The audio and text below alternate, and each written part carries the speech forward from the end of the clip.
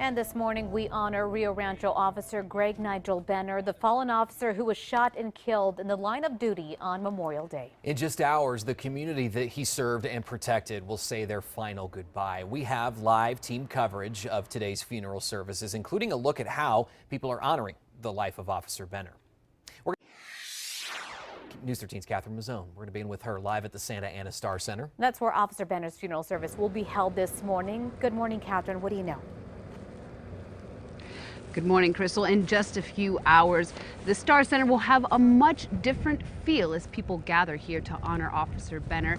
And then they'll line the streets as the procession goes back to the police department. I think it's very important. It shows our support for our officers and our community. For more than a week, the community has come to this spot where Officer Greg Benner was shot and killed, police say, by Andrew Romero. The makeshift memorial has drawn hundreds of visitors, those wanting to pay their respects to the fallen officer. Now the community is expected to turn out once again to show their support for the officer and his family.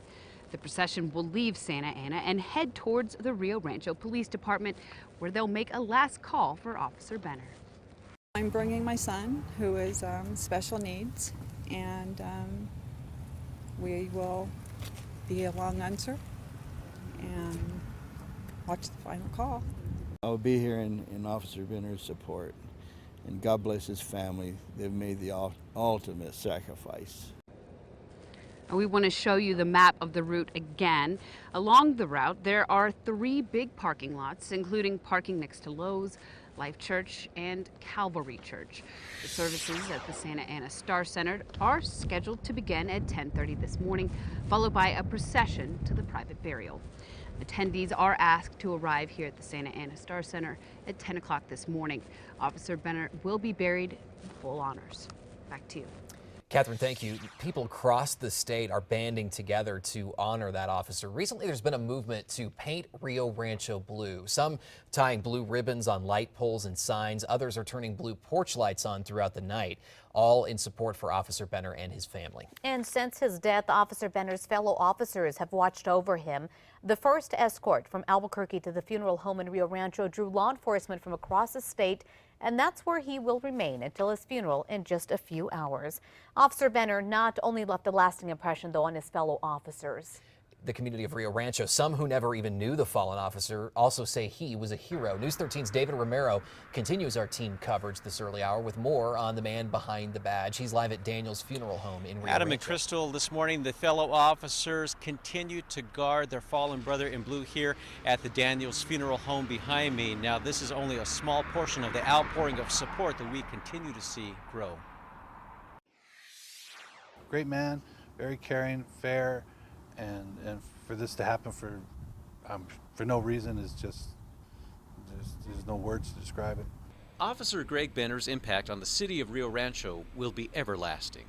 It just really impacts us a lot. It was here where he put his badge on every day and patrolled the streets, serving and protecting the community he called home. A second career for him, the officer killed on Memorial Day, was also a veteran, serving 22 years in the Air Force. He was also a husband, father, and grandfather. His wife, kids, and grandchildren, and more on the way, will say goodbye today, but they won't be alone. It's kind of hard to talk about somebody that you know personally. I feel bad for his family. So bad. His family says the man, who was always smiling, always caring, had a pleasant demeanor both on and off the job. And that's what won over so many who knew him. Since his death, the outpouring of support for the fallen officer has only grown, all for the man who gave his life to protect theirs. Now, Officer Benner's death is the third one in the line of duty for the small department of 150 officers here in Rio Rancho, but he was the first one killed by a suspect. Officer Benner was 49 years old. Back to you. All right, thanks, David. Now, people from across the state paid their respects at Daniel's funeral home yesterday in Rio Rancho during a public visitation, including fellow police officers and veterans.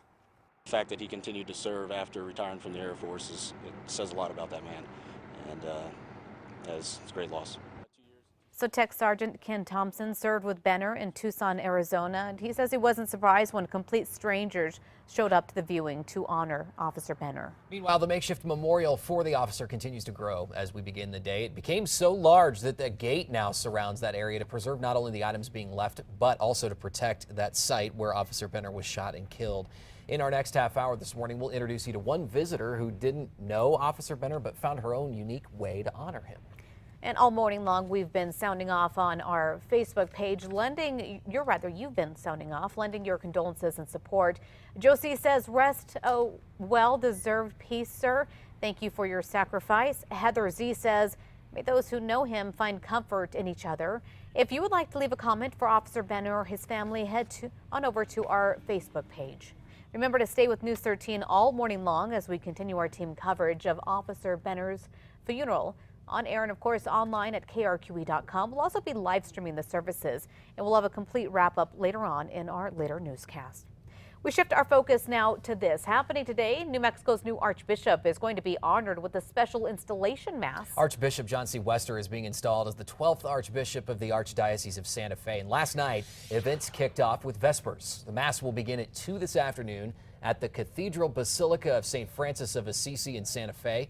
The public is invited, but if you're hoping to attend, you might want to get there early. Only half of the cathedral seating will be for the public, and it's on a first-come, first-seated basis.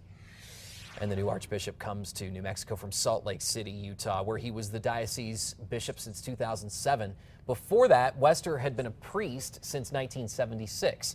According to the Santa Fe New Mexican, Wester worked with the Church of Jesus Christ of Latter-day Saints on legislation banning discrimination of sexual orientation and also supported the expansion of Medicaid and immigration reform. And Wester replaces Michael Sheehan, who's been serving New Mexico for 22 years. Sheehan took office as the Catholic Church here faced crisis. Then Archbishop Robert Sanchez resigned amid allegations of sexual contact with a woman. It was also at a time when the church was in the early years of the massive sex abuse scandal hitting parishes across the country. Sheehan said in 2002 that the Archdiocese here dealt with 187 lawsuits during the 1990s. He also reports getting rid of more than 20 priests accused of sexual misconduct. Sheehan is retiring out of tradition. Archbishops must submit resignation when they turn 75. And we will continue our coverage of the installation mass on air throughout the day. We'll also be live streaming the mass on our KRQE News app. Time now 6:09, developing this morning. A teen girl who police say ran over and killed a 2-year-old could face charges. It happened at Bottomless Lake State Park. The 15-year-old girl from Roswell was backing up an SUV when police say she hit 2-year-old Asriel Lucero. Witnesses say the boy was not with his mother when he was run over, but the family did see it happen. Police say the teen had a restricted license and should have had another driver with her. Police are now deciding if they're going to cite or charge the teen and possibly her parents, too.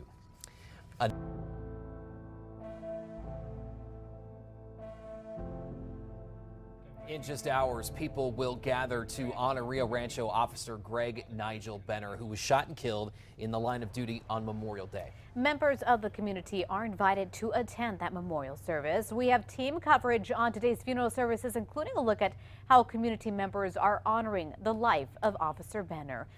Let's begin with News 13's Catherine Mazzone. She's live at the Santa Ana Star Center where Officer Benner's funeral will be held. Yeah, a procession will follow, taking Benner to his final resting place. We start with Catherine, though. Good morning, Catherine. Good morning, Crystal. In just several hours, hundreds will file into the Santa Ana Star Center here to pay their respects to Officer Benner and his family. But already, the community has made a strong stand in support of the fallen officer. It was a moving sight as these 8 traffic officers rode into the shopping center near Pine Tree and Southern, not far from where Officer Benner was gunned down. The men paused for a moment at the gate, now protecting the officer's makeshift memorial before leaving a decorative pin from Rio Rancho Traffic Police. A very emotional sight for other visitors there. These officers are just a few of the many who turned out to honor Officer Benner. It touches my heart. These men deserve so much respect. In several hours, the community is expected to come out once again to show their support for the officer and his family. The procession will leave Santa Ana and head towards the Rio Rancho Police Department. before making a brief stop, then proceed to the cemetery for a private burial. Community members are expected to line the sidewalks of that route to say goodbye. Along the route, there are 3 big parking lots, including parking next to Lowe's, Life Church, and Calvary Church. The services at the Santa Ana Star Center are scheduled to begin at 10:30 this morning, followed by a procession to the private burial. Now, attendees are asked to arrive by 10 o'clock this morning. Officer Benner will be buried with full honors. Back to you. All right, thanks so much, Catherine. It's well deserved as well. Turning Rio Rancho blue, people from all over have been banding together to honor Officer Benner. Some have tied blue ribbons to trees, light poles, and traffic signs. Others are still turning on blue porch lights to show their support. Last Friday, dozens of fellow officers stood watch as Benner's body was taken from Albuquerque back to Rio Rancho. He will remain there until his funeral in just a few hours now. You know, today's events are going to be somber for those who knew Officer Benner. Yeah, but even tougher for his family at home. News 13's David Romero continues our team coverage this morning, honoring Officer Greg Benner. He's live at Daniel's funeral memorial home in Rio Rancho. Adam and Crystal, for 24 hours a day, every day since Officer Benner's death, fellow officers have stood watch over his body here at the Daniels Funeral Home in Rio Rancho. Now this morning they are still inside, and it's a fitting tribute for a man many say always put his family first. From candlelight vigils to a growing memorial, to those who knew Greg Nigel Benner, and to complete strangers, the fallen officer is being called a hero. Officer Benner leaves behind 2 families, those who wore a badge.